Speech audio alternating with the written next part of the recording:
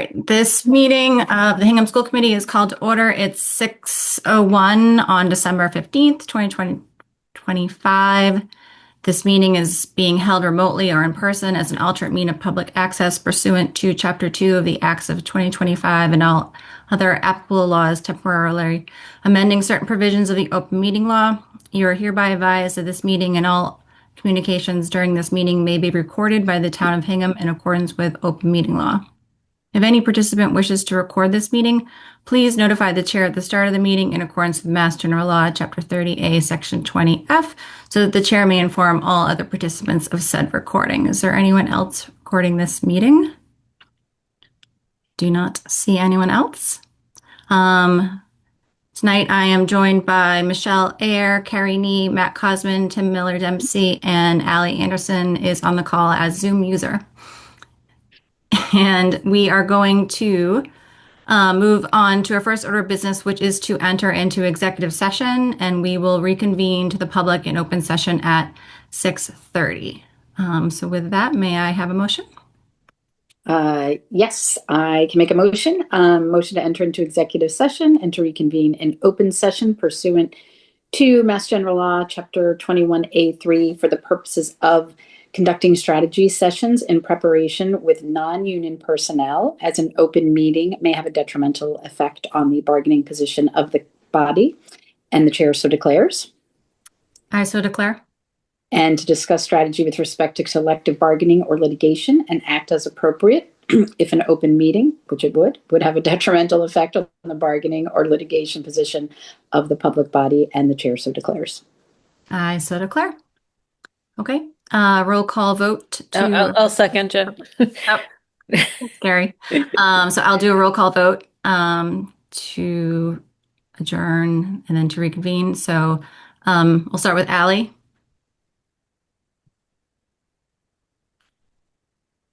Oh, we'll move over to Tim. Aye. Matt. Aye. Carrie. Aye. Michelle. Aye. And I am an aye as well. We will be back at 6:30, everyone. Thank you. All right. Welcome back, everyone. We are returning from executive session. It is 6:30.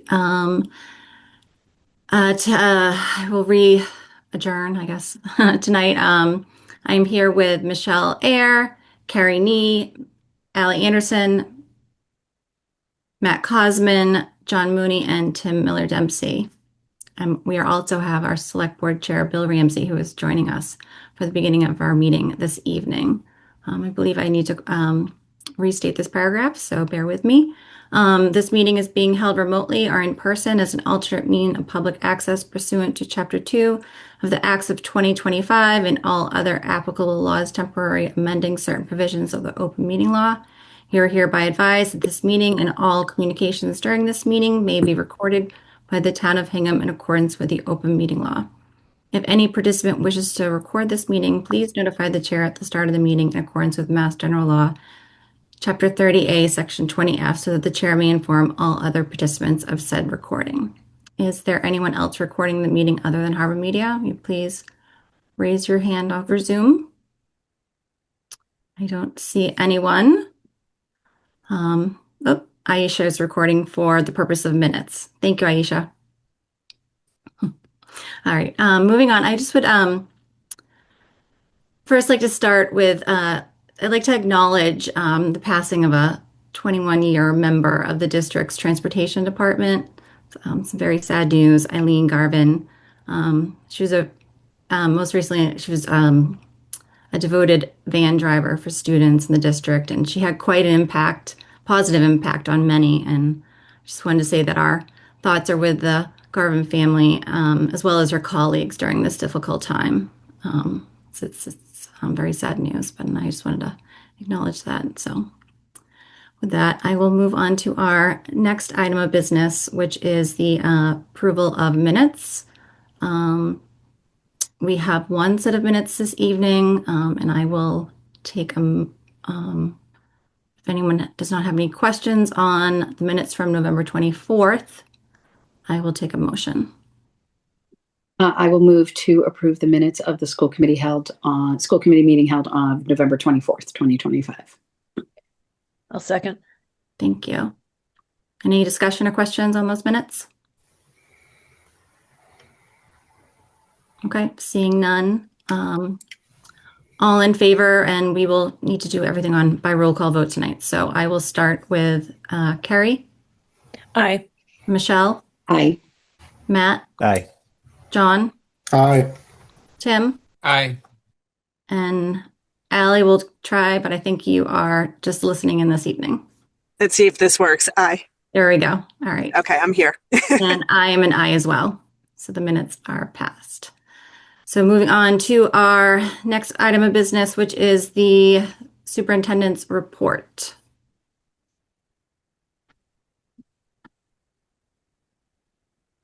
Katie? Thank you, Jen. This past week has been a flurry of activity in the arts department. Last week, high school student art was on display for the annual Winter Art Show, featuring pieces in a variety of media, including ceramics, painting, and photography. Student talent was similarly on display in the performing arts this week, with music performances at all levels. During the winter concerts, middle school and high school students who have recently been accepted into regional and state music festivals, including junior districts and senior districts, were recognized. But for me, by far the highlight of the week's concerts included a performance by our very creative leadership team members who dusted off their musical instruments from their own student days to perform a sneak peek at the sixth grade concert. And so these educators put themselves out there and demonstrated that love for music is a lifelong journey. So very grateful to all who coordinated these special events. Winter athletics season is in full swing with basketball, skiing, hockey, gymnastics, indoor track wrestling, and dance all underway. As previously shared, we are most proud of the participation rates in our athletics program, with 85% of our student body participating in one or more athletic teams last year. We look forward to seeing members of the community joining us at upcoming sporting events to cheer on our team. Wanted to provide a couple of updates from recent leadership workshops and conferences at the state level. So on Friday, December 5th, several members of the HPS leadership team and faculty attended the annual METCO Directors Conference. Some of the keynote speakers included Columbia professor Dr. Bettina Love and our recently appointed METCO director, Candace Sumner. Our own METCO director, Amy Jackson, is one of the lead organizers of this event, and I'm very grateful for her work in coordinating that. Assistant Superintendent Erica Pollard and I also recently attended the Title I Case Conference, which included sessions with Dr. Katie Novak, who is a specialist in universal design for learning. And we also had presentations by Secretary Tutwiler and DESE Commissioner Martinez, in which they reviewed the recent draft recommendations of the Governor's Graduation Council. As you might imagine, at the Title I conference, the current status of federal grants was a major point of discussion, and grateful to DESE, who recently provided a summary to superintendents on the current status of some of the federal grants. So as you may be aware, on November 12th, there was a continuing resolution that was passed to reopen the federal government through January 30th. However, most of the school year FY27 federal funding levels have not yet been resolved, and that includes some of our title grants. So we'll continue to keep the committee informed as to the status of some of these grants. Thank you. Thank you, Katie, for that update. Does anyone on the committee have any questions for her on her superintendent's report? No? All right. Perfect timing. Moving on, we have student communications. I don't believe we have our student with us this evening, so we will move on to the next, which is other communications. Do we have any other communications? Anyone in the committee received anything? No. Okay. All right. Next up, we have is unfinished business, which first is to conduct a second read of the policy JKAA, which is physical restraint of students. This is our second read for this tonight. It's additional minor language that's being added to the policy JKAA. I'll also add that this policy gets reviewed annually, so this will cover the annual review for that policy. Given that this is our second read, does anyone in the committee have any questions or comments on those changes before we move? Anyone? No? All right. With that, may I please have a motion? I will make a motion to approve the updated policy JKAA, physical restraint of students. Second. Oh, sorry. Oh, thanks, Carrie. Thank you both. Okay, no further discussion. So seeing none, I will do a roll call vote. Michelle? Aye. Carrie? Aye. Allie? Aye. John? Aye. Matt? Aye. Tim? Aye. And I'm an aye as well. All right, that policy will move on, be added in with the changes made. So thank you very much for that. Next up we have is for new business. First is to discuss a private donation to the dock at the Hingham High School. And Superintendent Roberts would like to go through this and announce this for us. Terrific. And I'll just ask Sherry Robertson to please pull up some of the slides that I had prepared on the doc. So this evening, we're thrilled to acknowledge a very generous donation by a local citizen, Steve Berger, who recently donated $10,000 towards some equipment for the dock.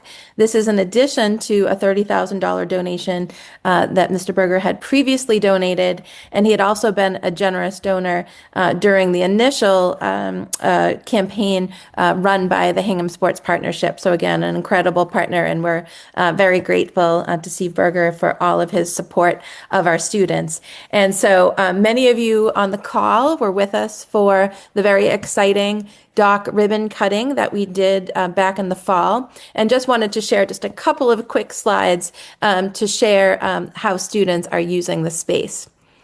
So next slide, please, Sherry.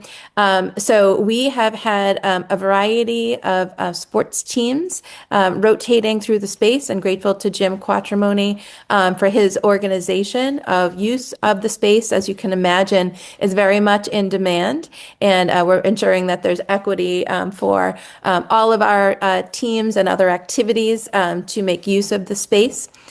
Initially, we set up the space with some fairly flexible pieces of equipment, such as dumbbells and yoga mats and bands and so on. But through some of the recent generous donation by donors, next slide, please, Sherry. We have been able to add some really high quality equipment to the space that has allowed a variety of students to enjoy the space. And so it continues to be a gathering space for students. It's abuzz with activity after school. And as we have said before, Hingham runs on volunteers and also runs on the very generous donations that we receive. So just to remind the community, the dock space was fully funded by philanthropic donations by members of our community, both the physical space and the recent addition of the equipment. So again, Steve did join the call this evening. So Sherry, I'll ask that you take down the slides so we can acknowledge Steve, who is on the call. And Steve, would you like to say any words? Yeah, if I can, I think I got the Zoom to work correctly. No, I'm happy to help the dock get fitted out. I've been a big believer in fitness and conditioning, both for physical and mental well-being. And since I retired from the investment industry, doing anything I can to support Hingham athletics has been a true passion of mine. So very, very glad to help and can't wait to see the finished product. Well, we couldn't be more grateful and agree. Healthy bodies, healthy minds, and really it helps the social, emotional, and social lives of our students. It's very much a warm and welcoming space. And the minute we cut that ribbon, the students were just dying to get in there, and we'll make some really great memories in that space. Jim, did you have anything to add at all? Jim Quattromoni? I just can't thank Steve enough. This very generous a couple of donations that he's made, really, if you can believe it or not, pales in comparison to what he's done to date prior. And that we aren't even talking about today. And he's also our girls tennis coach, which I think he did mention his investment career, but I think if he's talking about his career highlights, I think that girls tennis job is probably just a notch above that investment career. And we're so happy to have him and so thankful for his generous donation. What you don't see there in the pictures is that there's a whole host of equipment that's on the way from his donation that hasn't arrived yet, but should be here towards the end of January. And thankfully, by the end of January, I think the space will just about be completely outfitted, which is just tremendous in terms of what we were looking at while we were planning and how it has all worked out. So can't thank Steve enough. It's more than a notch above my investment career. You're totally correct about that. Well, Steve Berger, thank you so much for joining us Okay. this evening, and especially thank you for your generosity. The students are thoroughly enjoying that doc, as you know, and your generosity is greatly appreciated. So thank you. Okay. Thank you, Steve. That I will. We need to accept the donation. So with that, I will take a motion.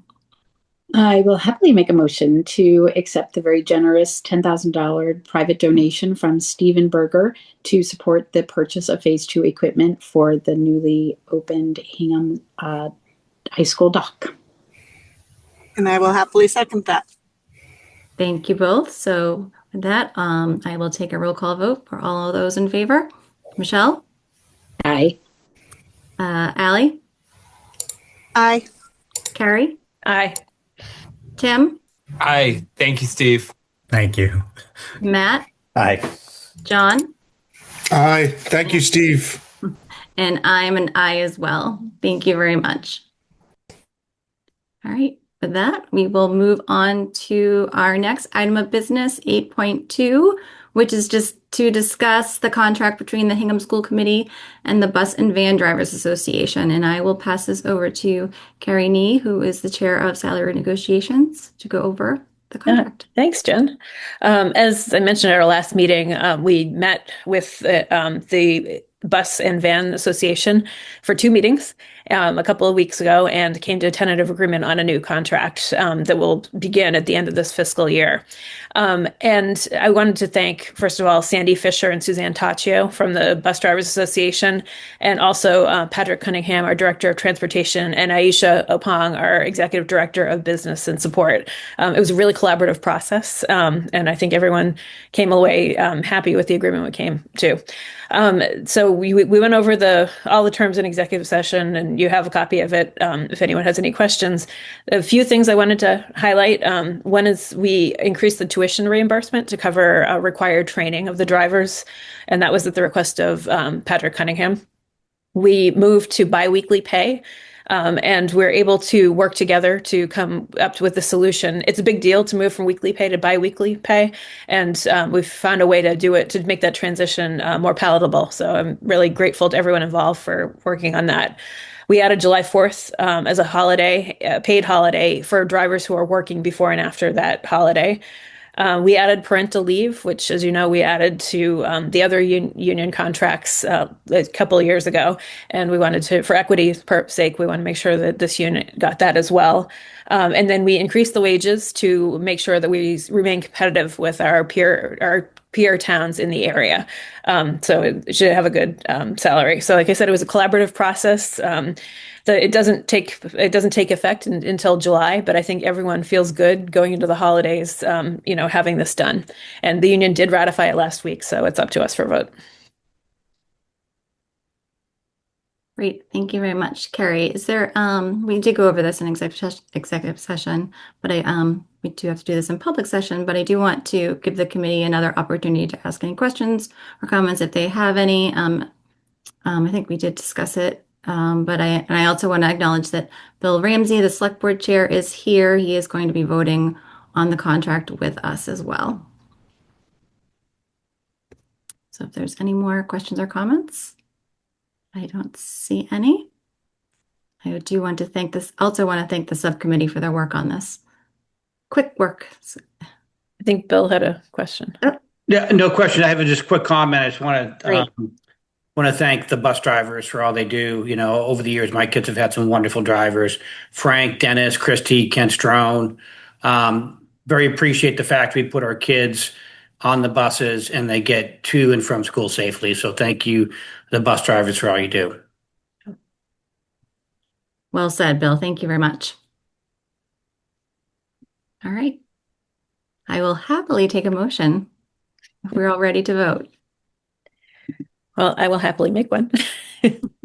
So I move to approve the memorandum of agreement, the new contract between the Hingham School Committee and the Hingham Bus and Van Drivers Association, which will be valid from 2026 until 2029. I will second that. Holly can. Sorry, Michelle. No. Okay, thank you. Any further discussion? Seeing none, all in favor by roll call vote. I will start with Bill. Aye. Michelle. Aye. Carrie. Aye. Allie. Aye. Matt. Aye.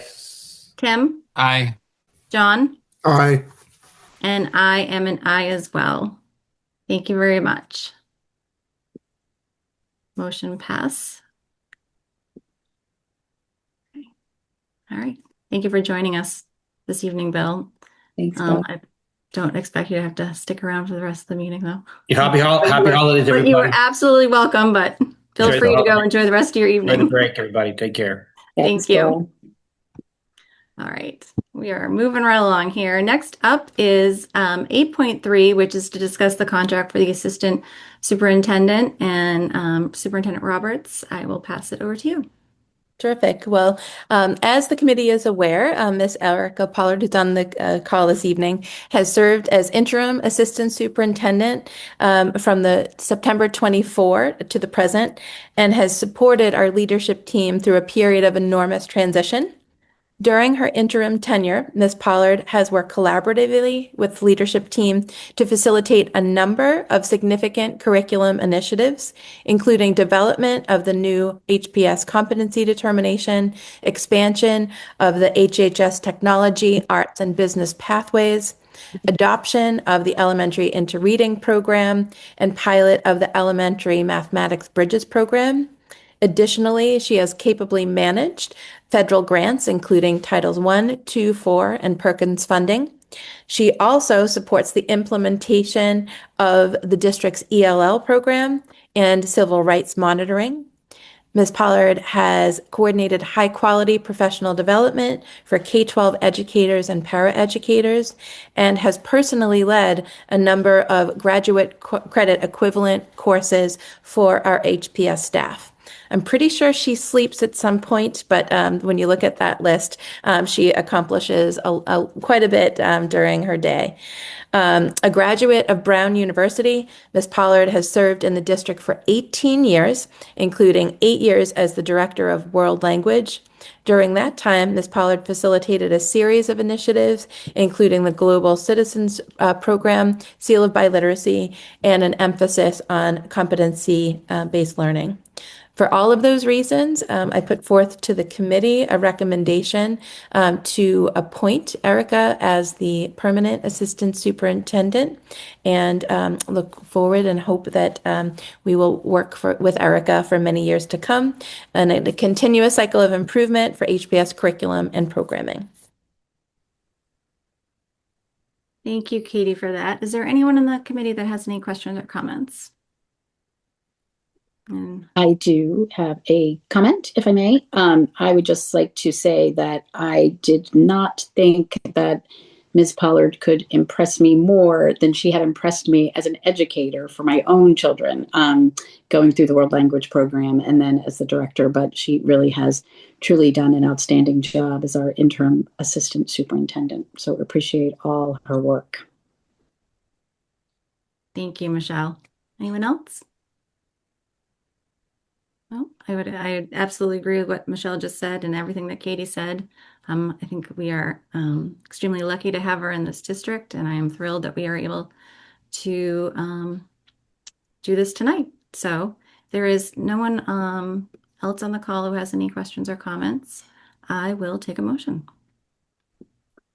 I will move to accept the recommended appointment of Erica Pollard as an assistant superintendent for a term of 3 years at the recommendation of Superintendent Roberts. Okay. Second. Thank you. Any further discussion? Seeing none, roll call vote. Michelle? Aye. Carrie? Aye. Allie? Aye. Matt? Aye. Well deserved. Tim? Strong aye. John? Aye. And I am an aye as well. Congratulations, Erica. Thank you very much. Thank you all for your support. It means a lot. Great. All right.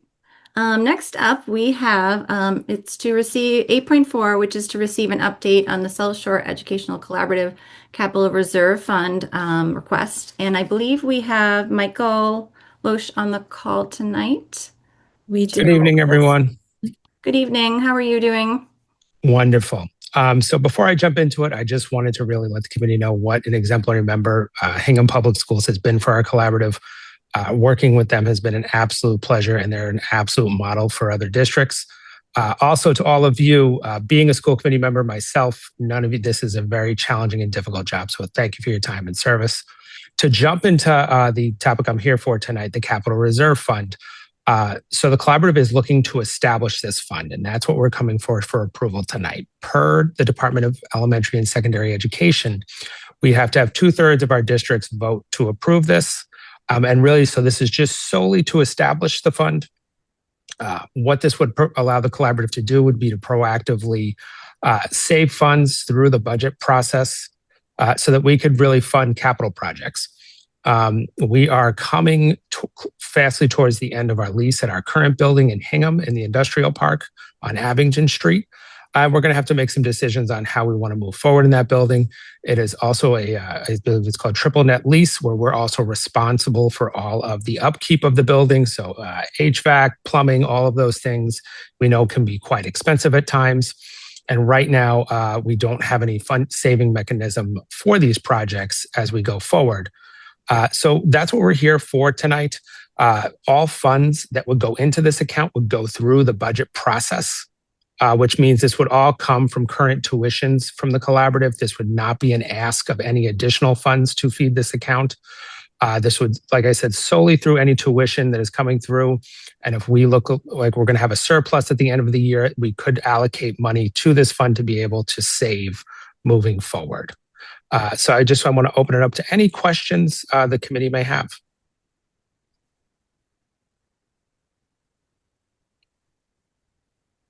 I have one. So thank you. This seems to make a lot of sense. I guess my question, and forgive my ignorance, what happens if there's a surplus now, currently? It goes into just our general fund account, which is just kind of a revolving account, which we do payroll and other expenses out of. This would allow us to save more proactively. We'd probably get a higher interest rate as well, so we could build those funds through a natural process. Right now, we wouldn't get as near as return on the current funds we have as we would within this selected account. Okay, thank you. That helps. Anybody else in the committee have any questions or comments? I don't see anyone. Sorry, Jen. I'm Oh, ready go ahead, now. Matt. But thank you.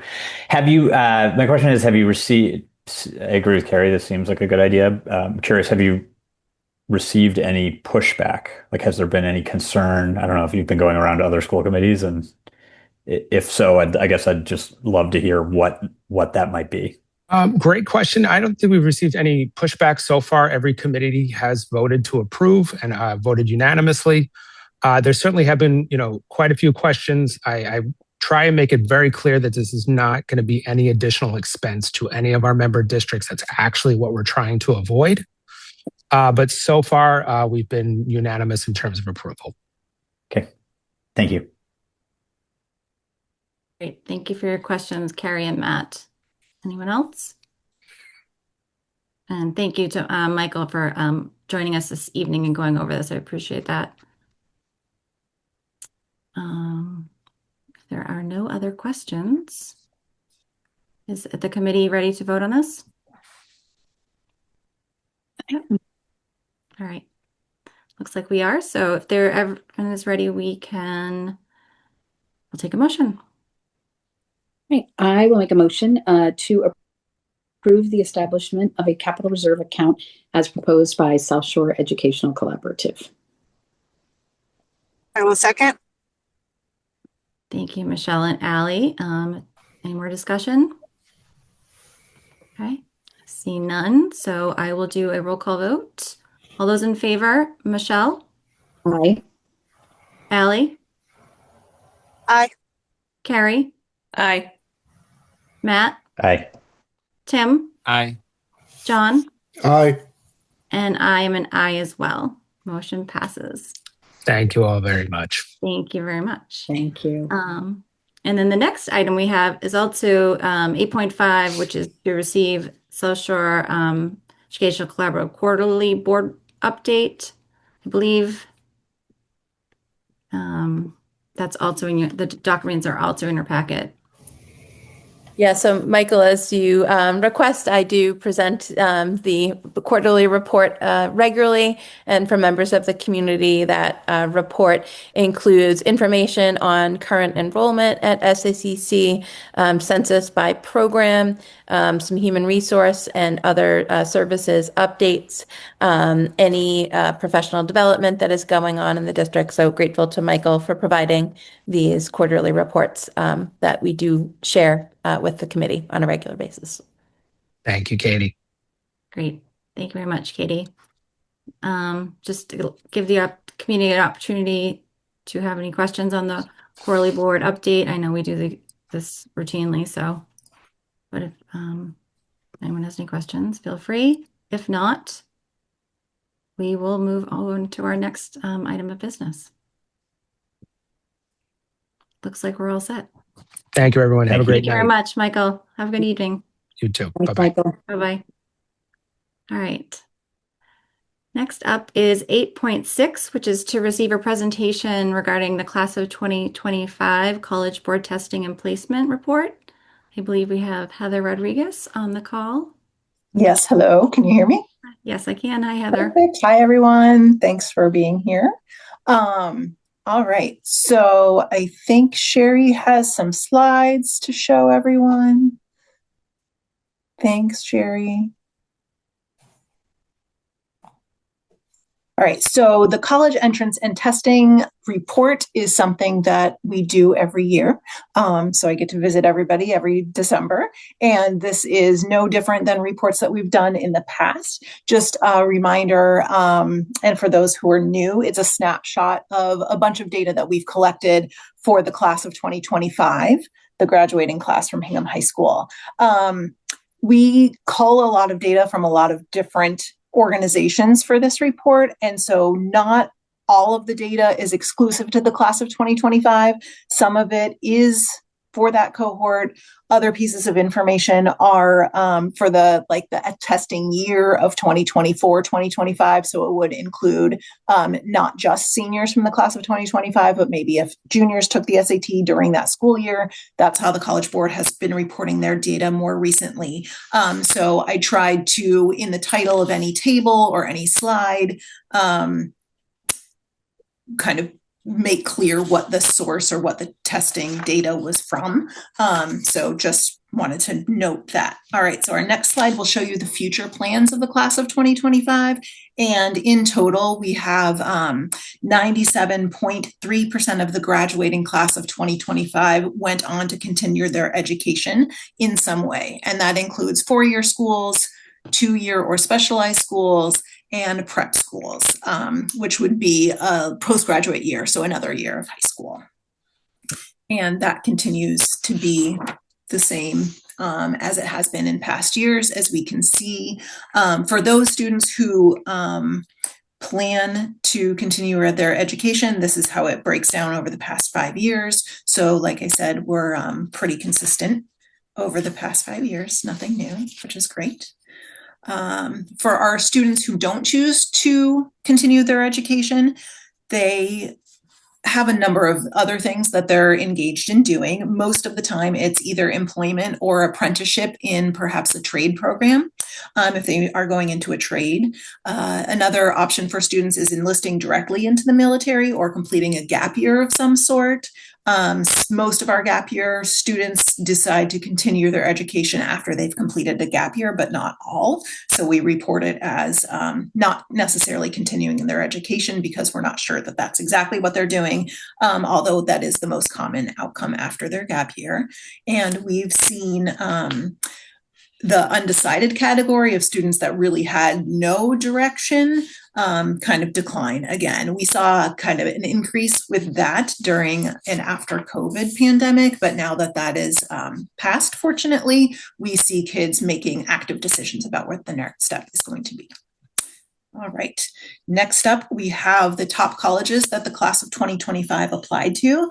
UMass has long been the college that most frequently gets applications from Hingham High School. You'll see that we had 109 students in the class apply to UMass Amherst, and we have seen most often students applied to schools in New England, but in the past several years, they've been branching out a little bit. So you'll see Elon University, Miami, Ohio, and University of South Carolina and Clemson are drawing a lot more applications from our students recently. Then the next slide will show us not only where did most of our kids go, but where did larger groups of them actually attend. So the first was applications. This is where did they actually decide to land. UMass wins that race again. We had 15 students from last year's class go there. And then Fairfield, UC Boulder, Elon, Indiana. So we're seeing kids branch out where they actually attend schools outside of the Northeast more frequently now. All right, this graphic just shows you where they went in terms of what states were most popular. So the last slide was individual schools. This one is the schools in the states, because as we know, there's a lot of schools in each state. So Massachusetts, Connecticut are the top places that our students go. Then Pennsylvania and Rhode Island tied. And then New York was next with 13 students going to New York, and Colorado and Virginia each had 11 students attend schools in those states. We did have one student go to a school internationally in, I think, if Sherry, if you don't mind going back one slide, one went to Canada, one went to France, and one attended in the UK. So we're seeing a little uptick in our international applications, and we're having a few students actually attend overseas as well. Thank you so much, Sherry. Next, we go on to what our mean scores were in testing. So this actually is the class of 2025 from the College Board. They shared with us what the testing outcome was for those students. And so we broke it down. The combined is out of 1,600, and each of the math and writing sections are scored from 0 to 800. And so you see that we compare very favorably to both Massachusetts state as well as national data in the SATs. We like to go over some demographics at times. For the past several years, we've included the data that's been disaggregated by demographics for testing in the College Board and the ACT programs. The College Board and ACT don't publicly report all of this information directly. DESE has been cross-referencing student data and providing some of those statistics for each school district, specifically as it relates to demographics. So their data disaggregation includes not just racial and ethnic demographics and categories, but also income status, disability status, high needs, which is defined as an unduplicated count of those belonging to at least one of several vulnerable groups, including students with disabilities, current or former English language learners, and economically disadvantaged students who may be of low income or in receiving SNAP benefits or in foster care. So I just wanted everyone to kind of know where that data does come from. The goal of disaggregating the data like this is to have it serve as a key indicator for identifying achievement gaps and targeting support. So the most recent data that DESE has published at the time of this report is for the 2023-2024 school year. So this lags with the data that we present. So it's not a direct comparison, but I know we like to do this and break things down demographically. So I wanted to give you the most recent data that we do have. Just another note, you will notice on some of the upcoming slides, there's some missing data. It's important to note that SAT, ACT, and DESE do not report mean score information for groups with fewer than 10 students. That is partly for confidentiality and statistical meaningfulness purposes. We want to follow that guide in our reporting so that we don't draw any conclusions or make too much meaning of an information which isn't statistically significant. So if you see a space, it's not that we forgot to put the data in, it's because it may be a cohort that has fewer than 10 students. So the next slide will just show us a representation of the SAT scores over the past few years. And I apologize, I noticed today that for some reason, the unknown year that's there is at 0. We never had a year where students scored 0 on the SAT. That's just kind of a blip when the graph was made. So I apologize for that. Pretend that's not there and start right at 2019. So you can see we've had little ups and downs, but we are incredibly consistent on that mean SAT scores. All right, next we move on to ACT. So the ACT, like the SAT, is a college entrance test for schools who review standardized tests scores as part of their admissions process. Students may submit either an SAT or an ACT. Colleges don't express a preference for either test. So if they are not a test optional school and they are looking for students to test, they will accept either the SAT or the ACT. The ACT is a test that breaks down into more categories than the SAT does. The SAT has English, where it's writing and reading, and the ACT, as well as math, and the ACT has English, math, reading, science. So it adds a little bit more of a comprehensive curriculum component. So some students feel a little more suited for the ACT, some feel more suited for the SAT. It's completely up to the student.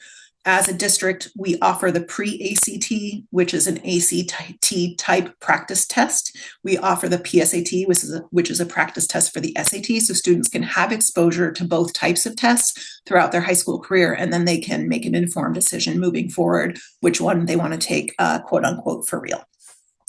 In the ACT, just like the SAT, sorry, we're back to the other slide. I have a lot to say about the ACT scores.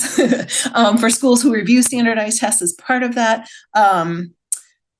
we can see, I think we have on the chart in the report, we had the mean compared to the state of Massachusetts as well. This chart just has the national comparison, but Hingham High School students are higher across the board against Massachusetts and the nation. All right, thanks, Sherry.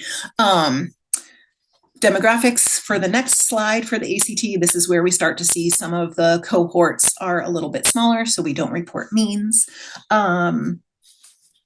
And the ACT and SAT don't report, like I said, any disability categories, any low income categories. They just do all of their data disaggregation based on racial and ethnic categories. So that's what we're seeing in terms of comparison of ACT demographics. And then just another way to represent that data, we've been pretty steady with ACT and going up in the mean scores in the past couple of years. All right, next we move on to advanced placement. So what are advanced placement courses? AP courses are college level courses offered by the College Board and taught by HHS teachers. Teachers have to submit a document to the College Board as part of the College Board's audit process for us to be able to call our classes AP. And so they have to approve everything. Our teachers attend AP institutes and receive training in the AP curriculum before they teach classes at the AP level. Teachers who have been teaching AP classes for a number of years regularly seek out professional development to keep current with any changes in the AP program and curriculum, because from time to time, the College Board does change the curriculum in some of the curriculum areas. So we want to make sure that we're current with that. Students may earn college credit for certain AP scores. Determinations of that are made by each college and university individually. It definitely has to be at least a score of 3 or above. Some schools will only accept 4s, some will only accept scores of 5, but each school, it may depend on a major area. So there is no one size fits all policy for colleges awarding college credit. So our HHS AP program is pretty robust. In 2025, we had 628 exams taken by 317 different students in grades 10 through 12. The number of courses that we offer vary slightly based on the year. The reasons for that are interest and our ability to offer the classes due to enrollment. So 22 classes were offered last school year. One thing that it's important to note when you see some of the data, our physics students take one physics class, yet they take 2 different physics exams. Of the 259 graduates in the class of 2025, 154 seniors took 353 advanced placement exams last year. That means that about 60% of the graduating class participated in the AP program in their senior year by taking one or more class at the AP level in that year. All right, the next slide just shows the wide and robust areas of where we offer AP. Just some of I talked about they're different from year to year. Last year was the first year that we offered AP Environmental Science. That's a very popular class. And so we put that in our curriculum, and it's been popular again this year as well.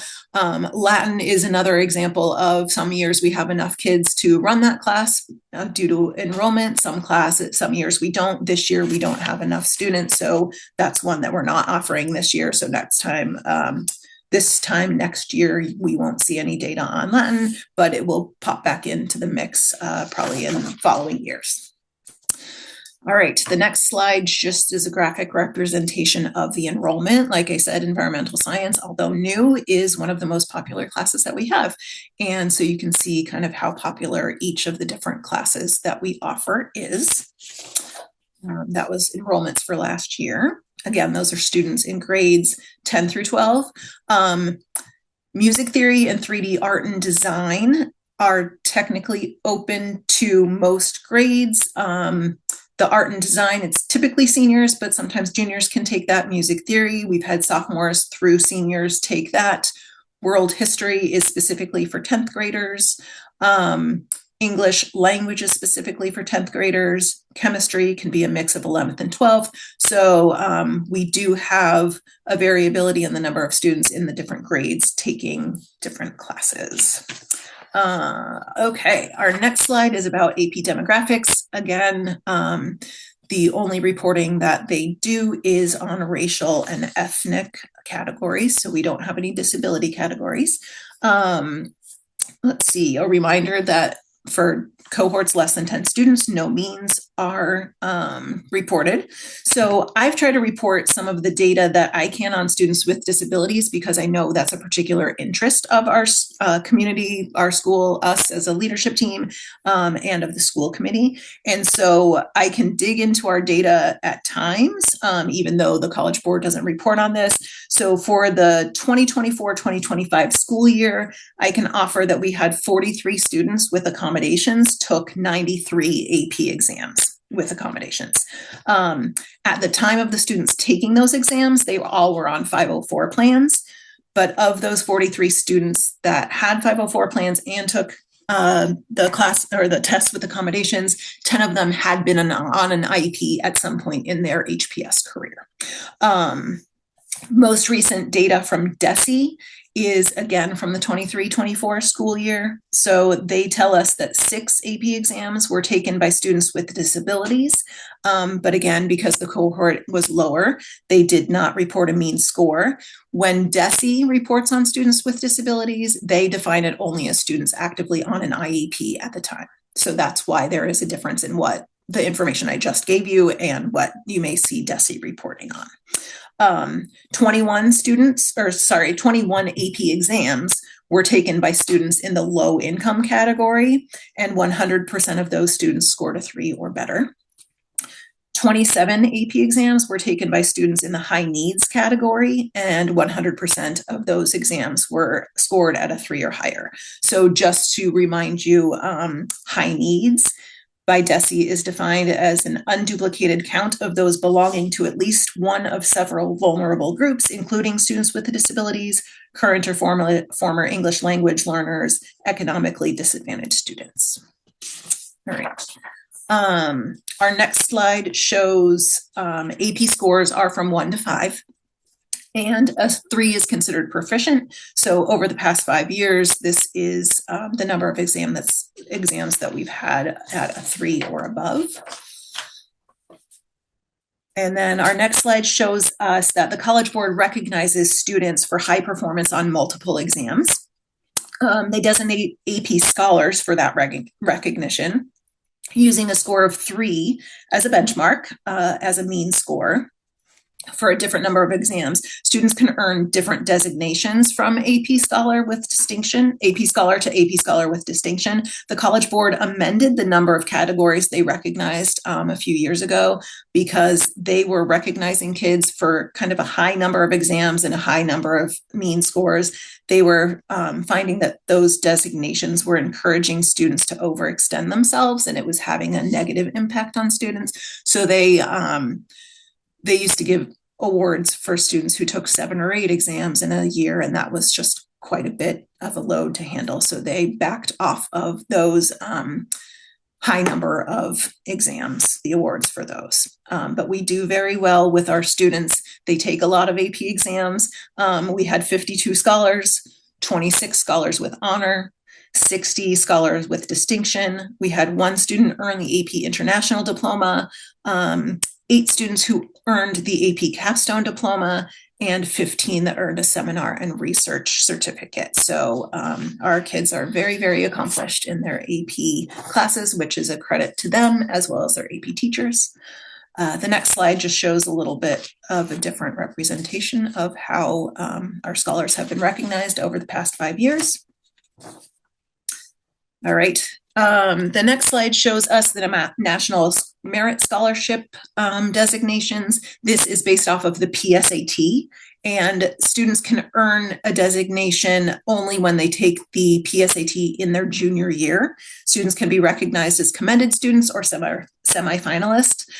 To earn a commended student designation, you have to be in the top 2% of students taking the test. To earn a semi-finalist designation, you should be in the top 0.5% of testers in your state. So each state has a different level. Massachusetts is one of the most competitive levels. So the students in Massachusetts that do earn a semi-finalist designation are definitely at the tippy top of the PSAT test takers. The chart next shows you over the last 5 years how we fluctuated with semifinalists and commended students. We have a big uptick in commended students, which is great.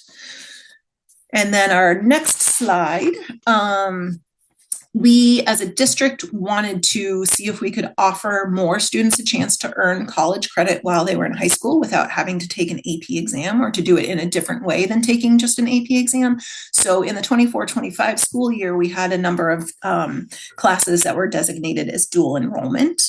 So the way dual enrollment works for this purpose is Hingham High School will work with some local colleges that have these programs. We will submit our syllabus for a particular course that we think lines up well with the college level course, and that college reviews our syllabus, and then they will approve us for dual enrollment eligibility. Students enrolled in those courses at HHS can take advantage of earning both high school and college credit at the same time if they choose to do so. So everyone sitting in that class has the opportunity to do that. That's a choice that the individual student will make.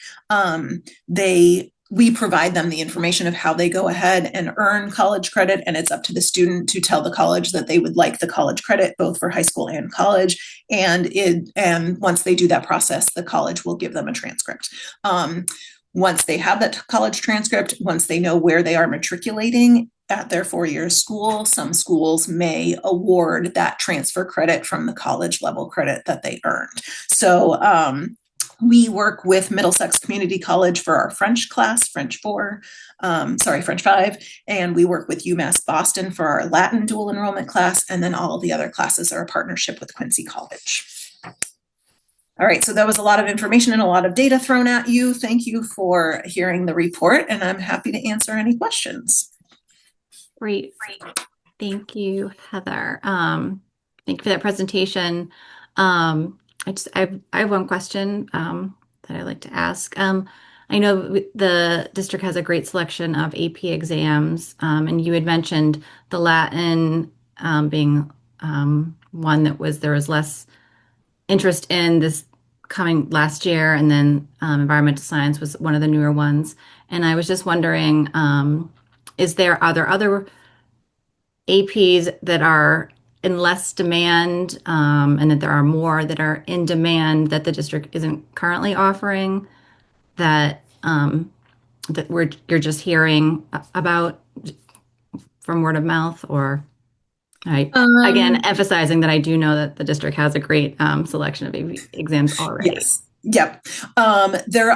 We have fluctuating conversations kind of depending on course selection and what kids are interested in taking. We were hearing about environmental science a bit. Psychology is another one that we hear from time to time. There's bubbles that pop up, and we have, the decisions are kind of made with director input, kind of what curriculum do they have, what classes could we support. If we add something new, is there something that we have to take away? If something that we have to take away to add something new is part of the core curriculum that we can't afford to do. So we would love to offer every single course that has demand out there, but we are reflective once we start hearing about students who want to take a particular course and see if we can make it work.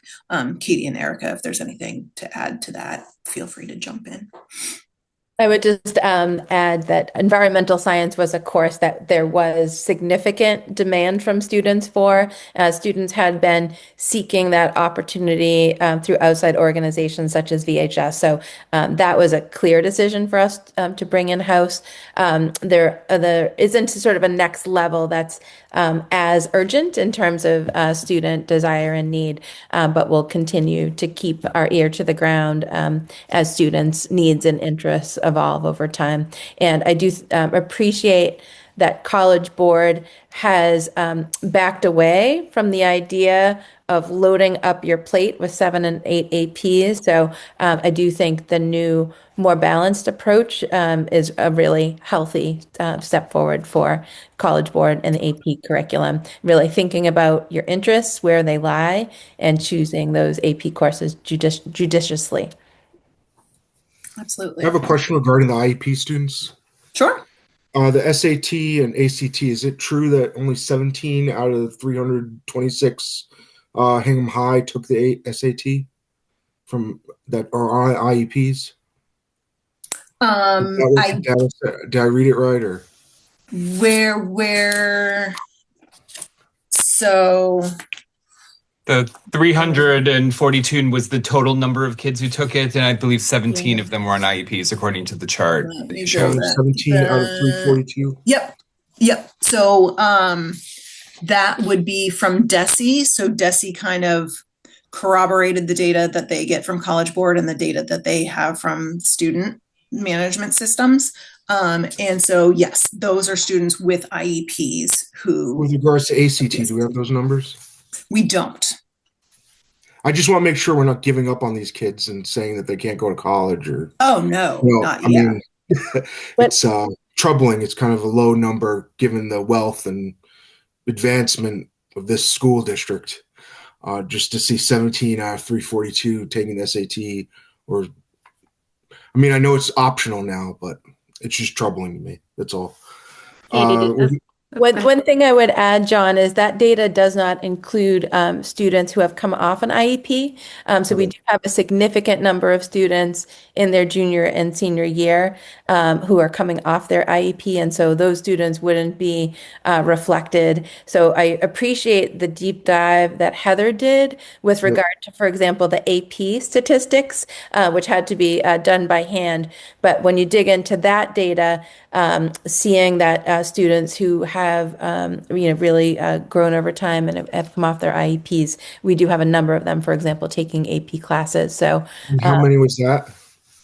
Heather, can you repeat that number? Let me find that page in my report. We had. All right, so we had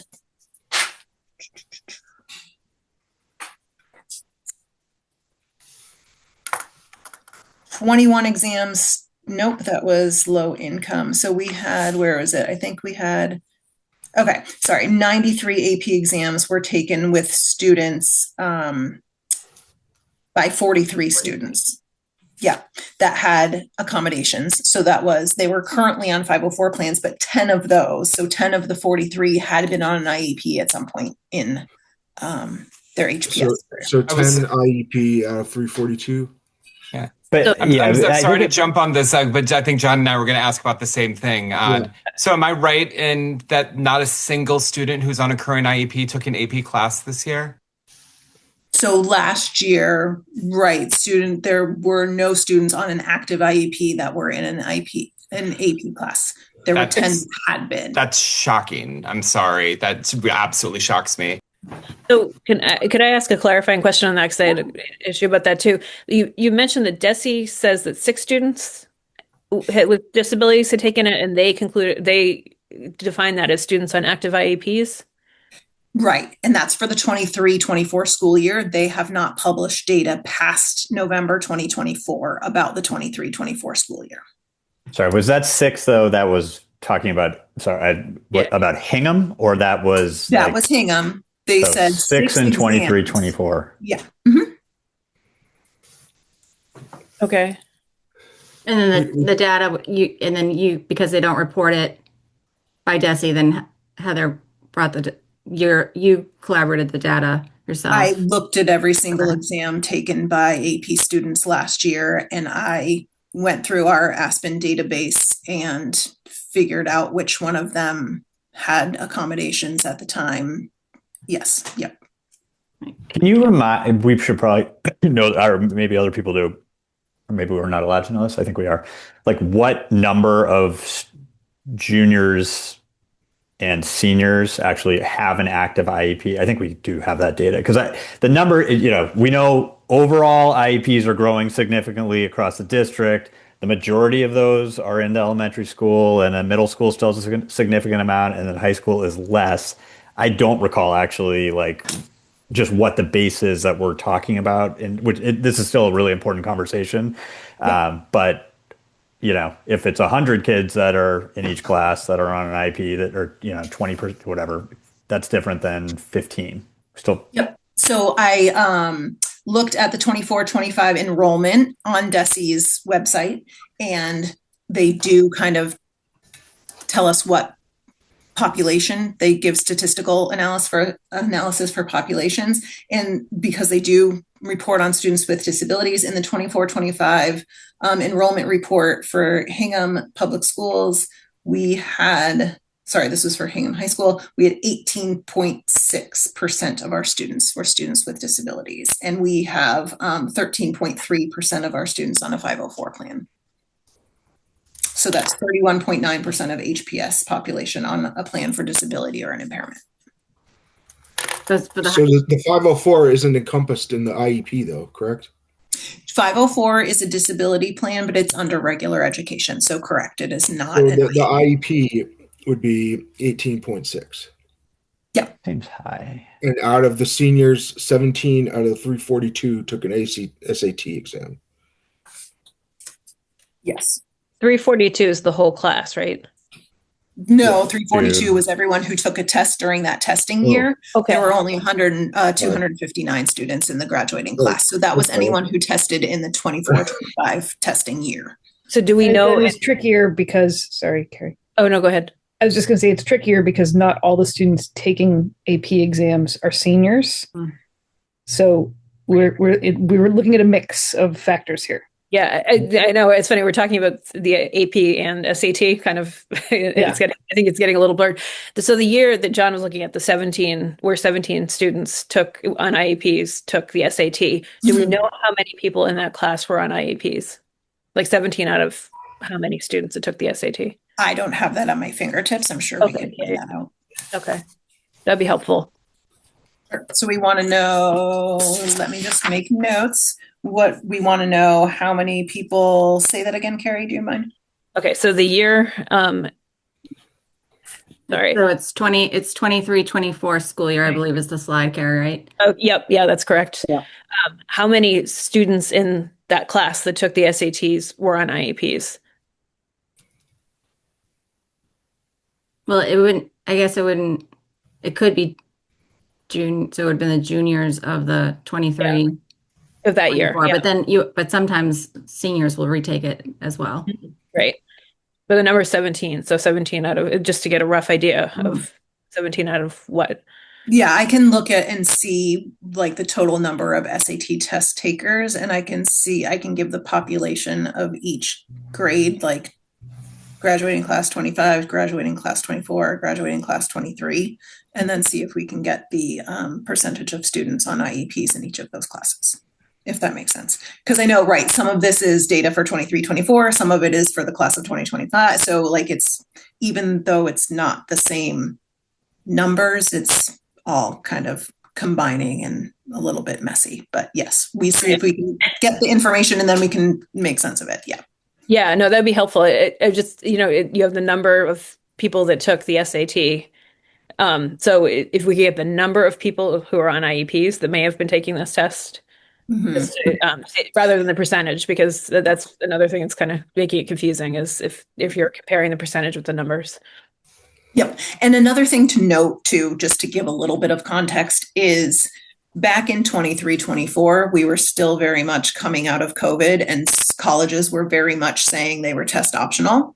It's only in the 24 school year that I believe it was MIT and Yale that first started to say that we don't want to be test optional anymore. And so now a few more schools have followed that lead and they've become not test optional. So when things were test optional, a large number of students chose not to test. So not just students with IEPs, but those kids who were still taking tests. And I think it's my belief that that kind of holds true for what's still going on now, because we don't have the wide swing going back to tests are required. The kids who are still testing are the ones who know that tests are wildly in their favor and above the averages at the schools that they're applying to. So they're not only going to be just in line with the averages that the schools are looking for, but high above them so that they're higher in the applicant pool. So I think the kids who are average and commensurate with their own abilities or commensurate with the applicant pool, they're still self-selecting not to take the tests. So I think that skews the population of kids who are taking the test. That's why I'm not as concerned that only 17 kids with IEPs took the SAT, because I think a vast majority of kids were just not even taking the test to begin with. I know there were 342 in the number, but that could have been the same high achieving kids taking it 2 or 3 times. So that number doesn't, it's not individual students. It was instances of tests being taken, if that makes sense. Yeah, and Heather, who reports, how does DESE get the information? Is it the high school that's giving them the information, or is it coming from the college board? I believe they get it directly from the college board. So I'm wondering also with the college board, because sometimes you don't have your scores recorded. And I'm wondering if that's a possibility that the college board isn't even getting all of the data, if it's not Right. coming from the school district. Right. Students can choose to report their scores to colleges or not. I still think that the data that the college board reports are on like net scores taken, whether they get reported to college or not. I'm not 100% sure about that. If I had to guess, it was based on their raw data, not just on kids who reported it to a school. But again, I'm not 100% sure about that. Okay, thank you. Does anyone else have any questions? Yeah. I just have one. Oh, sorry. I'm just gonna let everyone go. Has anyone who hasn't had Tim, did you? I'll let you go. Yes. I want to swing back to, I just want to make sure I'm understanding this. Okay. That we have, is it 18% of the classes on an IEP with an additional 13%? Can you just say those numbers again for me? I'm sorry. Sure. So DESE's enrollment page, I believe it's for the district. It's for Let me just look.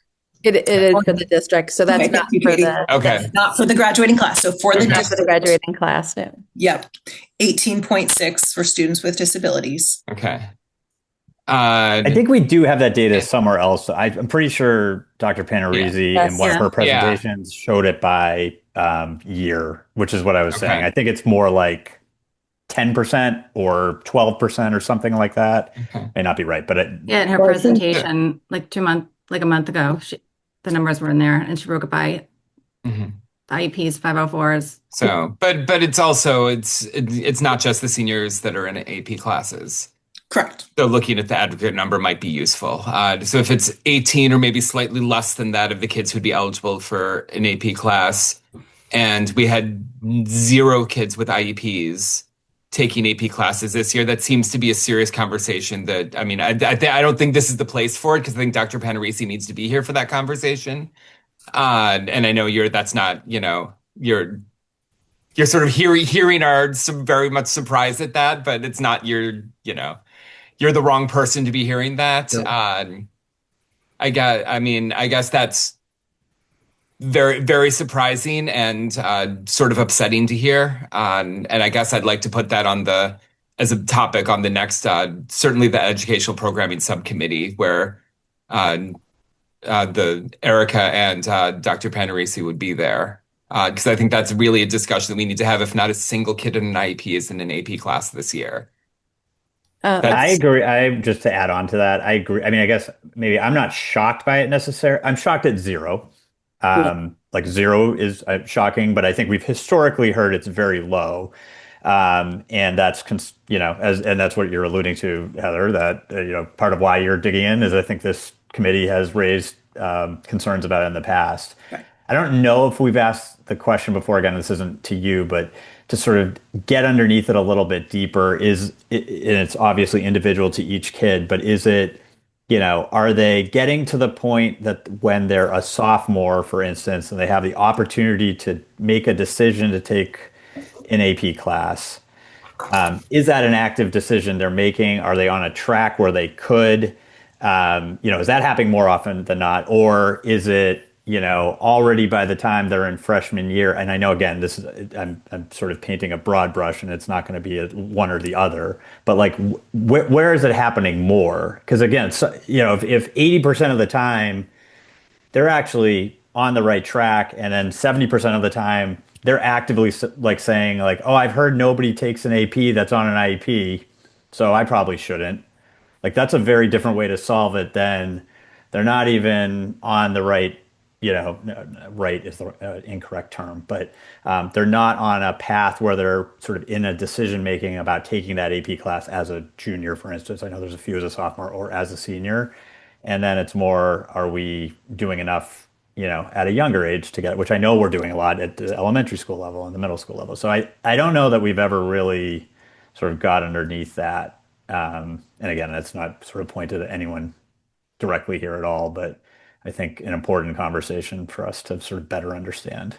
No, absolutely. And those are good points. Sorry. A couple things is we do have a lot of AP classes that are, so we have teachers recommend students for any leveled class for what the next level they should be for the next year, but students have the opportunity to override or go above the record. They don't have to take the recommendation. It's an advisement. It's not a mandate, right? So we have students who there is open enrollment for some AP classes, so they can jump right in whether they were recommended or not. It's just their level of comfort, whether they feel like doing that. Maybe they would do that. They would play to their strengths, right, for doing that. I think another thing just to mention is we just need to remember that AP advanced placement courses are college level courses. So if you have a student with a disability or an impairment, they may not yet have the confidence or feel ready to take a college level course during high school. Their goal may be to take that during college. So I know we offer that opportunity for all of our students, and just exposure to college level content is helpful for anyone. But some kids, if they're recently off an IEP, may not be quite ready to take that leap. And it might be something that they want to save for college when they feel a little more ready or confident in their abilities, and that they've had some time without the IEP support before they do that. I'm just going to disagree with that, Heather. I mean, kids with disabilities go to college and get IEP support at college. Oh yeah, I wasn't saying that they don't. Right. So I don't think the fact that someone's on an IEP would mean that they don't feel ready for college work. No, I mean during high school, like a sophomore who has been on people could be on IEPs for not. executive function, which get accommodated. Right. People could be on IEPs for dyslexia, which in a class that's not as reading intensive might and is accommodated. Colleges do provide accommodations for people with disabilities. Oh, absolutely. No, I'm sorry. I don't know. And maybe I misstated my point. I wasn't saying that they didn't feel ready for college level work. I just meant like in college, it just maybe not as early as some other students. Yeah, I agree. I agree with that. But I think Tim's point, I think we're all making the same point, right? Yeah. The fact that it's 0 in any scenario seems like something is off, right? Like, that doesn't feel like doesn't feel like the right answer. And again, that's, just something for the district to work through. And Heather, I want to apologize if my surprise is coming across like this is not, this was not a problem that you made or you're responsible for. You're reporting it. And my shock is coming from, wow, we as a district need to really address this. Totally understood. This is not, I know I'm coming across directed at you because you're the person with the numbers right now. So I apologize for that. Don't worry at all. No problem. Thank you. I think we're going to wrap this conversation up. John, did you have one more question before we move on? Taking enough time. Okay. I'd like to see some military academy applications, but that's some other time. Mm-hmm. Jen, can I ask? I'm more worried about the IEPs and stuff. Yeah. Sorry. Go ahead, Matt. I did have another question for Heather, but it's not about IEPs. But if we need to move on, I understand. No, I know I already asked one. Okay. I am curious on some of the 4-year college stats. Yep. Do we track historically acceptance rates, like overall, not school by school, but like, are we having more kids accepted in Hingham over the last 10 years? Maybe I missed this in the data versus less. And I know the college, everything's changing, but like, is that something we look at? I'm sure if it's relevant. It might not even be relevant, but so that's question one. Do we even look at that? I have access through Naviance to some of that in general. I don't know. I'd have to maybe drill down a little bit and Okay. get some more Yeah. specificity into No, what we're no, looking at to no see if direct it, ask. Let me maybe ask yeah, the three things I was like thinking about maybe being yeah, interesting as a district to understand. None of this would be like sure you go, something to think about, I guess. So that was sure. one. The second was, do we look at understanding like rankings of schools are fraught with, error and not important, but I think there's some basis to sort of looking at schools ranked in the top 20 versus 20 to 100 versus 100 to 200 versus 200 to 300, whatever.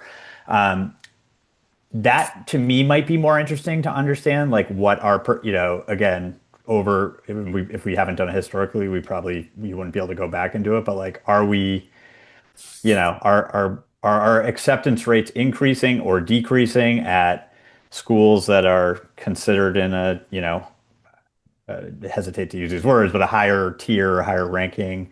I am curious about that. And then the final question I had is, do we compare our acceptance rates at individual schools at all with comparative districts? So to understand like our UMass Amherst, is Hingham seeing better acceptance rates or worse acceptance rates than other schools like us, or and I realize you don't want to do that across the 220 schools that ultimately everyone went to, but it could be interesting to know, like, if we're not doing as well at certain schools, why, understand why. Is there some reason why not? And I understand four-year college is not the only thing we're aspiring for all of the children to go to, but it obviously is a really big base of where the population goes. So, yeah. Anyways, you don't need to answer it now, but those were kind of things that were popping into Yeah, my head as you were going through your presentation. sure, absolutely. Yeah, at this point, I don't get comparative data for other schools, so I'm not sure if that's something that we could get or not. I know each school kind of takes their own data, so I don't know if there's a way to kind of share between districts. But good points. Think it might be interesting too, not to add more to your data collecting, but I think at some point it does become just maybe even anecdotally interesting, like the early decision versus early action versus regular decision trends in the district. Yep. Yep. We definitely trend towards early plans. Yeah. About 90% of our kids at least apply to one college by November 1st or November 15th. We had 83 students apply to school's early decision this year, which is the highest number I can remember. So that's a completely different road that we could go down. So I don't want to take any more of your time. But yes, all interesting questions. Well, with that, thank you for your time tonight, Heather. I appreciate your presentation. I think we have asked a lot of questions, a lot of good questions, and I think we are ready to move on to our next item. Great. Thanks, everyone. All right. Thank you very much. Thank you, Heather. Thanks. All right. Next up, we have 8.7, which is to discuss the proposed updates to the HEA Unit A Article 27.3. Thank you, Jen. This year, the Hingham Public Schools changed the coordination of our nursing program. Previously, we had a position called nurse coordinator that was an HEA Unit A position. For a number of reasons, including some of the recent changes to med delegation and other complications on the nursing front, we did shift this year to a nurse manager model, which is an administrator role. In order to reflect this change, we propose the following changes to the Unit A contract, Article 27.3, which makes reference to a nurse coordinator. And so in this clause, we are replacing nurse coordinator with nurse manager, and it provides some context with regard to the role of the nurse manager in staffing during absences and other associated assignments.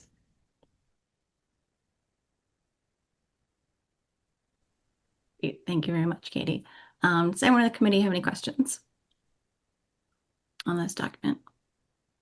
Comments? Sorry, Katie, does this require any action by the HEA to accept this language? Thank you. I collaboratively developed this language with the HEA, and I'm grateful to our nurses, our nurse manager, and members of the HEA who actually worked and supported the proposal of this language. So they were supportive of this change. Okay, thank you. Anybody else? No? Well, thank you very much. On going over that, Katie, I will take a motion. I will make a motion to accept the changes as supported by the HEA Unit A and recommended by the superintendent to update the language to replace nurse coordinator with nurse manager in section 27.3. Second. Thank you. Any more discussion? All right, seeing none, I will take a roll call vote. Michelle? Aye. Carrie? Aye. Tim? Aye. Matt? Aye. John? Aye. And I am an aye as well. All right. Motion passes. Thank you very much. Okay, next up is 8.8, which is to discuss HEA Unit A early retirement incentive.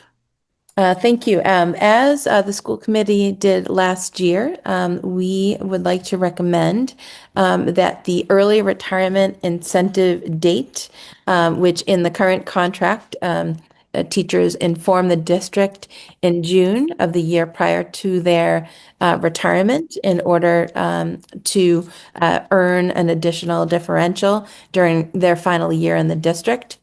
Given that the district will be facing tight budgets again this year, we would propose that we extend the early retirement incentive date until the end of January to give teachers some additional time to make that decision for an early retirement, which results in cost savings and efficiencies for the district. So it's something that would be welcomed by the HEA and also would support the district in closing budget gaps for future years. And this has been discussed with our business manager, and we would be able to accommodate that this year. Great. Thank you, Katie. So that would be to extend until January 31st. Correct. Correct. All right, thanks. Questions? No. All right. We will vote on it. So I'll take a motion. I will make a motion to extend the early retirement notification, to extend the date for the early retirement incentive notification to be amended to January 31st, 2026. Second. Any more discussion? If none, roll call vote. Michelle? Aye. Carrie? Aye. Tim? Aye. Matt? Aye. John? Aye. And I am an aye as well. All right. Thank you, everyone. Glad we're able to do that. Okay. All right. Next up is 8.9, which is to receive enrollment update for December 1st. Thank you. So the December 1st enrollment update is fairly stable. We have a net increase of 9 students, and that includes 6 additional students in our pre-K. So as I've shared with the committee before, children age in to our pre-K program throughout the year as they turn 3. And so this would be kind of fairly typical of what we would see in changes over time. Great, thank you. I appreciate the continual update on the enrollment over the last few months. Does anyone have any questions? No. All right. All right, next up we have 8.10, which is to conduct a first read of following policies: JLCA, JLCC, and JLCD. Allie has Allie has asked me to go over these with you all tonight. So I will start with policy JLCA, which is physical examinations of students. This has a few minor wording improvements, which are in red in the document in your packet. And then additionally, policy JLCC, which is communicable diseases, also has minor word changes, such as the title of the policy changes from contagious to communicable, and then removes the lines that reference Mass School Health Manual. And before we move on to the third one, I just want to ask if anyone has any questions on these two policies. And again, this is just a first read. Yeah, I did on the first one, JLCA. Yep. So now it's under the proposed language. It'll say every student will provide evidence or will be given of a general physical examination done by their own doctor 4 times. So the way that reads, it almost sounds like we're paying for the physical with their own doctor. I know it later says the school physician may conduct a physical examination. But did you see what I'm saying? Mm-hmm. The student will be given a physical examination done by their own doctor.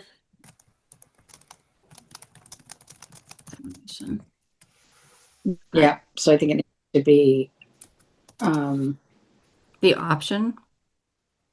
No, it's not. It's not an option. No, every student will provide.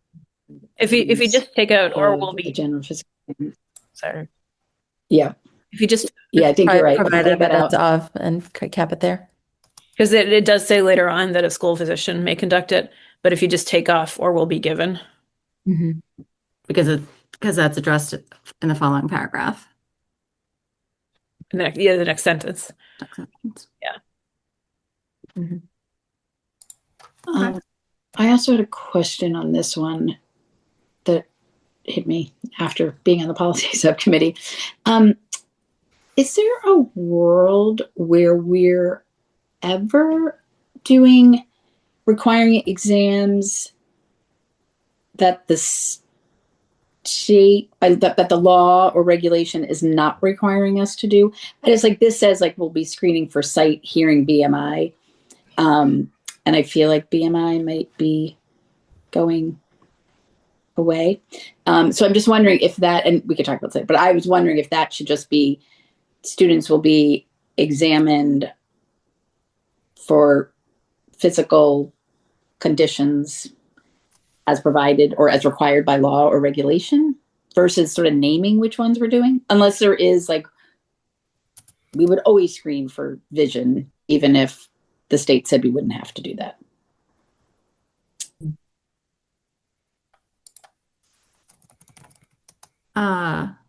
We can. Do you know what I'm saying? We're naming what we're testing, but I'm like, what if they decide that we don't have to test for BMI anymore? Or maybe we're just saying we test for whatever the law and regulations require us to test for. We're not going to test for other things. Yeah, because that's what I think it's because that's the language that the law says. Okay. Is the difference between testing and screening that we wouldn't be screening whole groups of kids if the law didn't require it? Yeah, I think so. We if the law didn't require, we may not do vision screening, but if a kid goes into the nurse's office and complains they can't see the board, I could see us wanting at least the option to be able to screen a specific kid for whom that might be an issue. Which wouldn't be screening, it'd be testing. I don't know. Maybe I'm splitting hairs here. Yeah. It's not a big thing. I think it's the BMI that jumped out at me because I've heard places are moving away from that testing because height and weight doesn't necessarily tell you what your real BMI is. Mm-hmm. Yeah. Well, yeah, because we discussed it at the MASC. Yeah, that was the one resolution this year. Yes. I guess the one I see what you're saying, Michelle, because then you have to update the policy every time it changes. But it also having it listed, and I guess the counterpoint to that is it kind of gives notice to the public and to parents that we're doing these screenings. So it's for transparency. So they don't have to be on top of all the changes. Yeah, sure. Okay. All right. So the one change that we're going to do for this is to remove or will be given. Yes. I wonder if I can. I don't have access to it, so I will make those corrections so that when they are on the second read, a little read as we just discussed. And does anyone have any questions on the J? Sorry, I have too many tabs open on my computer here. It was JLCA. JLCA. Oh, we just did JLCA. And then JLCC. Any questions on that one? That's the one where they're changing the title and then removing the one line about the school health manual. Right. And then the other policy, which is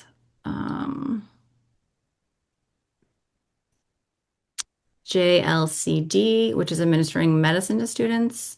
This policy has been completely rewritten to reflect the recent updates to Mass General Law. It's pretty. The only thing I would add, I know the phrase under for students under 18 is in there under this bringing medicine to and from school, but for requiring parental consent, I don't believe students who are 18 need parental consent to get medication in school. So you might add the for students under 18. We actually discussed this in policy. Oh, perfect. And they are. Oh, wow. Okay. I stand corrected. Because I had the exact same question.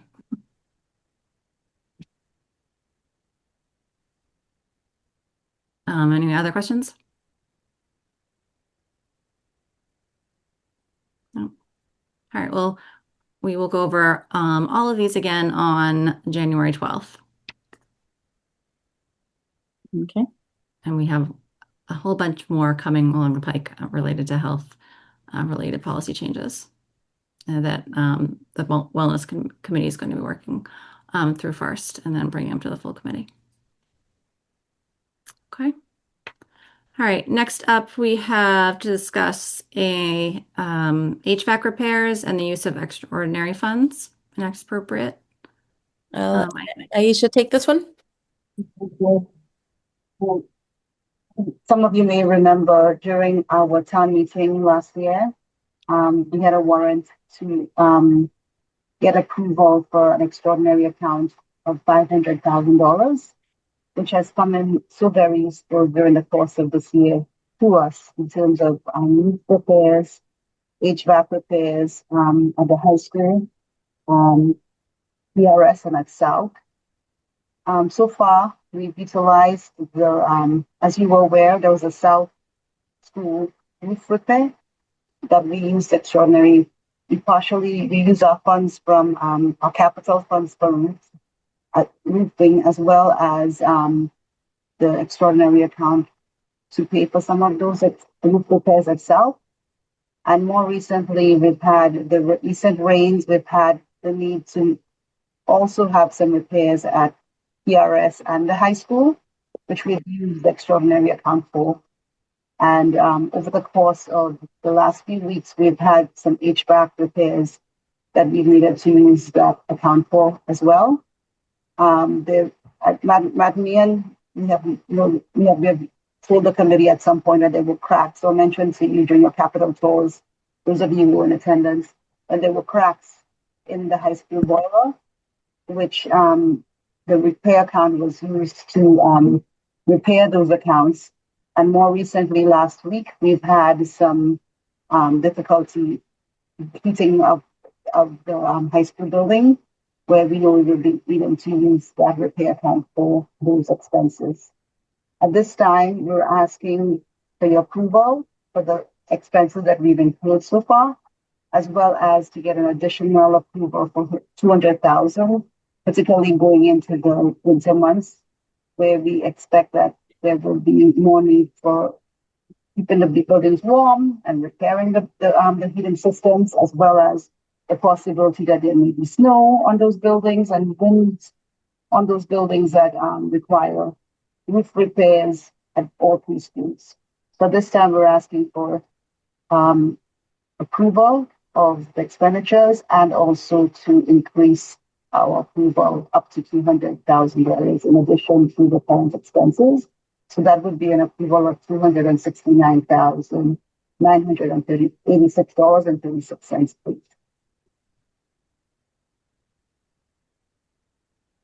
Thank you, Aisha. Does anyone on the committee have any questions?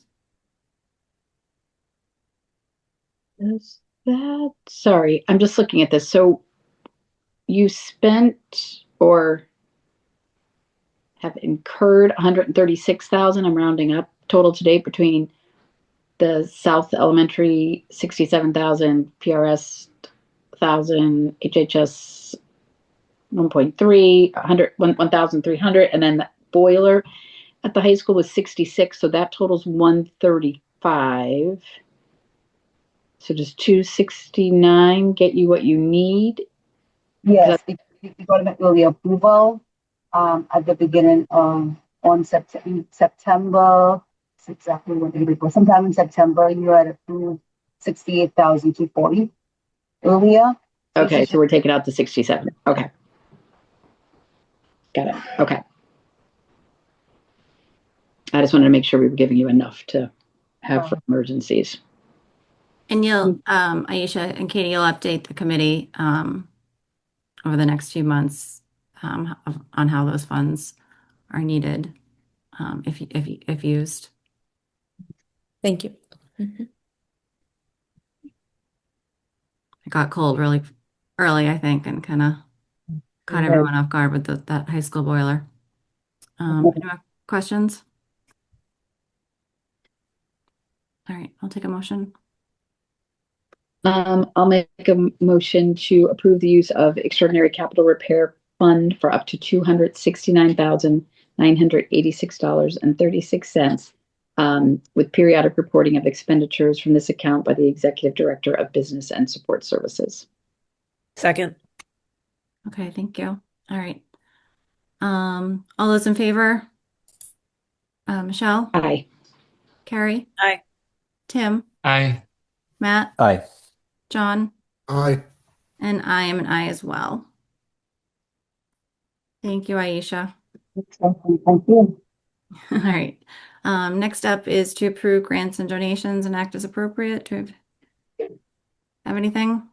Yes, Do you, Aisha? I do actually. Well, I'm so sorry that I did not include it. I put the memo and didn't include it in the folder. I apologize for that. It's a very small donation. I can actually pick it. I'm very sorry. Somehow, but the memo, it came in today. It was a check that came in from the Adobe street shops. Typically, with sales that occur, they may have donations at the shops, and they send us a check periodically. The last time we received a check for $340. This time around was a check for $640 that we received just today. And sorry, I apologize. I actually did the memo and everything when we got it, but I just didn't include it in the folder. So I apologize.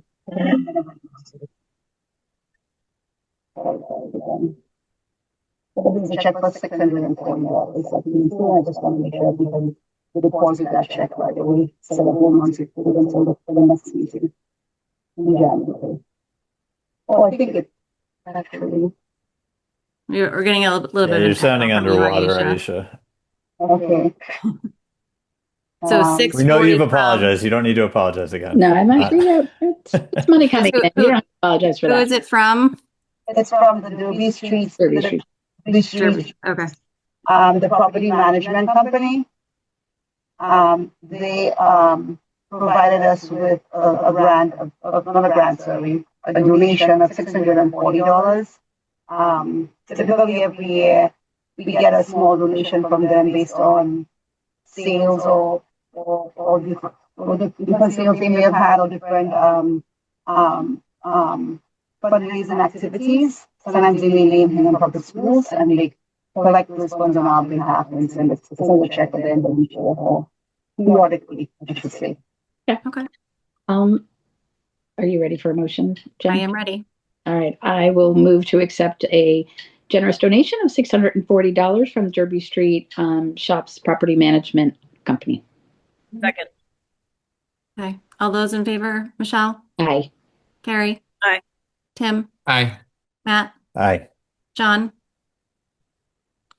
and I am an I as well. And then the last Wait, one, sure. Oh, another one. sorry, we have one more, which is also the Cape Cod grants that came through from the science department. But that one is just an approval of the actual grant itself that Michelle Romano received from one of her staff members, Larry Forrester, who's a physics department teacher. The grant check is for $497. That we have a grant from the Cape Cod 5 Educational Mini Grant. And it's the science program, the physics and science program. So from Cape Cod 5 mini grant for $497 for the physics department. This is hands-on tools for exploring physics.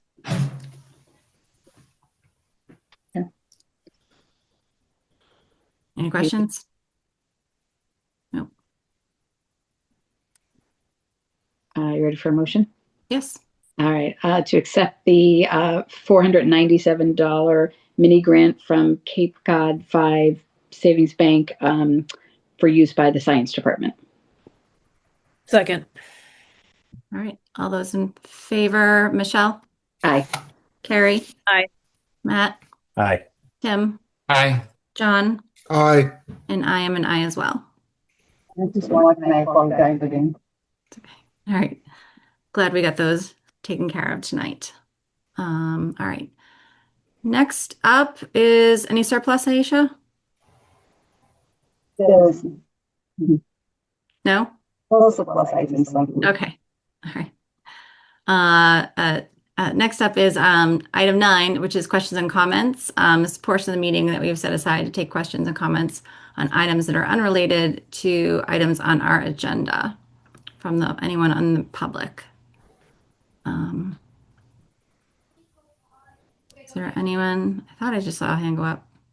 Hold on. Yours went up Oh, for a second.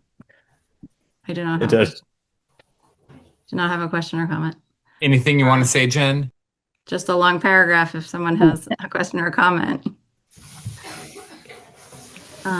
Seeing none, I will move on to the next item, which is subcommittee and project reports. I'm going to go by whoever is on the screen at the top. Tim. The Hingham Human Rights Commission and the Hingham Unity Council are co-sponsoring the annual menorah lighting for the holiday of Hanukkah. I'd like to wish everyone a happy second night of Hanukkah tonight. And yeah, that will be tomorrow night at 5 o'clock at the community center on South Street. Great. Thank you, Tim. John, anything? Carrie? Nothing tonight. Michelle? No, I'm good. Thank you. Matt? Yep. Real quick, Foster School Council meeting was canceled this month, which is fine. And then the Finance Committee subcommittee did meet on last week on one day. I can't remember which day, Thursday, I think, where we had the first overview of the budget for that we'll all start going through collectively in January. So we had Katie and Aisha obviously led the discussion, but had representation from athletics and transportation and technology, as well as overall curriculum. So very helpful first pass, and looking forward to more discussions in January. Great. Thank you, Matt. And all I have, there are lots of warrants in the packet for you guys to review. And next up is our next school committee Our next school committee meetings are actually, no, nothing for 48 hours. Now, our next school committee meeting is Monday, January 12th at 6:30. We're going to have that meeting at the Hingham Middle School Library.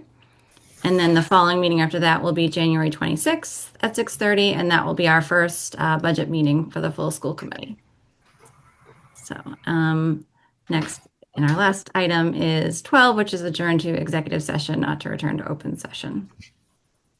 I move to adjourn to executive session, not to return to open session, pursuant to Mass General Law, Chapter 30A, Section 21A3, for the purposes of approving minutes of the executive session held November 24th, 2025, and to discuss strategy with respect to collective bargaining or litigation and act as appropriate if an open meeting may have a detrimental effect on the bargaining or litigation position of the public body, and the chair so declares.